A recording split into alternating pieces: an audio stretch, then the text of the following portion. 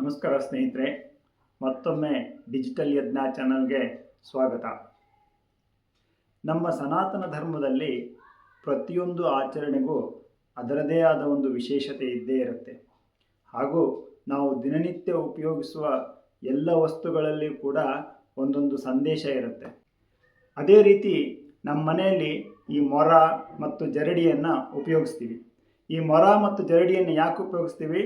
ಕಸ ಕಡ್ಡಿಗಳನ್ನು ಬೇರೆ ಮಾಡಲಿಕ್ಕೆ, ಕಾಳುಗಳನ್ನು ಬೇರೆ ಮಾಡೋದಕ್ಕಾಗಿ ಈ ಮೊರ ಅಥವಾ ಜರಡಿಯನ್ನು ಉಪಯೋಗಿಸ್ತೀವಿ. ಈಗಿನ ಹೊಸ ಜನ್ರೇಷನ್ನು ಈ ಮೊರ ಮತ್ತು ಜರಡಿಯನ್ನು ನೋಡಿಲ್ಲ ಅಂದ್ರೂ ಆಶ್ಚರ್ಯ ಇಲ್ಲ. ಯಾಕಂದರೆ ಈಗ ನಮಗೆಲ್ಲ ಶುದ್ಧವಾಗಿಯೇ ಎಲ್ಲ ಪ್ಯಾಕ್ಡ್ ಫುಡ್ ಸಿಗ್ತಾ ಇರೋದ್ರಿಂದ ಅದನ್ನೇನು ಶುದ್ಧ ಮಾಡೋ ಅವಶ್ಯಕತೆ ಇರೋದಿಲ್ಲ. ಆದರೆ ಹಿಂದಿನ ಕಾಲದಲ್ಲಿ ನಮ್ಮ ತಾಯಂದಿರು, ನಮ್ಮ ತಂದೆ ತಾಯಿಗಳೆಲ್ಲ ಇದನ್ನು ಶುದ್ಧ ಮಾಡಲಿಕ್ಕೆ ಅಂತ ಮರಗಳನ್ನು, ಜರಡಿಯನ್ನು ಉಪಯೋಗಿಸ್ತಾ ಇದ್ರು.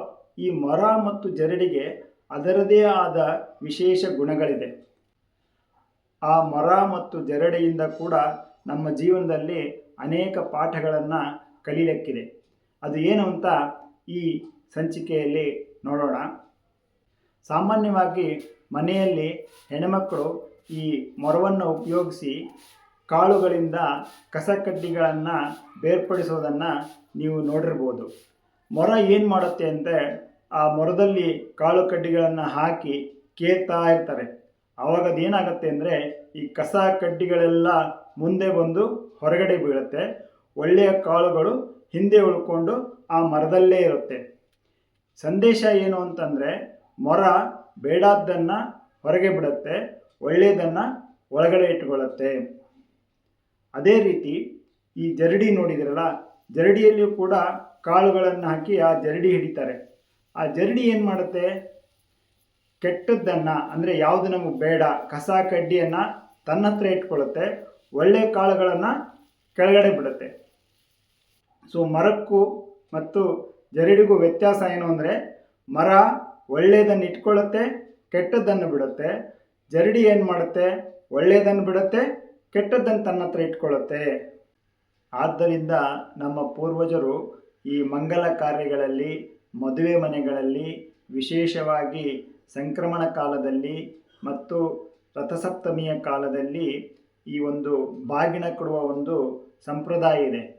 ಆ ಬಾಗಿನ ಕೊಡಬೇಕಾದ್ರೆ ಮೊರಗಳಲ್ಲಿ ವಿಶೇಷವಾಗಿ ದವಸ ಧಾನ್ಯಗಳನ್ನು ಹಾಕಿ ಸುಮಂಗಲಿಯರಿಗೆ ಬಾಗಿಣವನ್ನು ಕೊಡ್ತಾರೆ.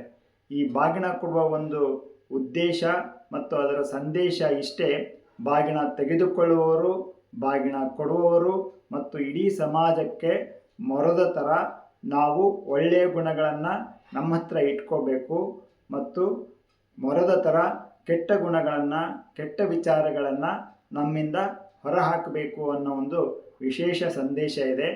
ಆದ್ದರಿಂದ ಎಲ್ಲರೂ ಈ ಬಾಗಿನ ಕೊಡಬೇಕಾದ್ರೆ ಮೊರಗಳನ್ನು ಉಪಯೋಗಿಸ್ತಾರೆ, ಜರಡಿಯನ್ನು ಯಾರು ಉಪಯೋಗಿಸಲ್ಲ. ಧನ್ಯವಾದಗಳು.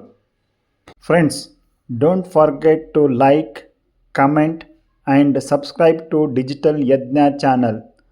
Thanks for watching. ಧನ್ಯವಾದಗಳು.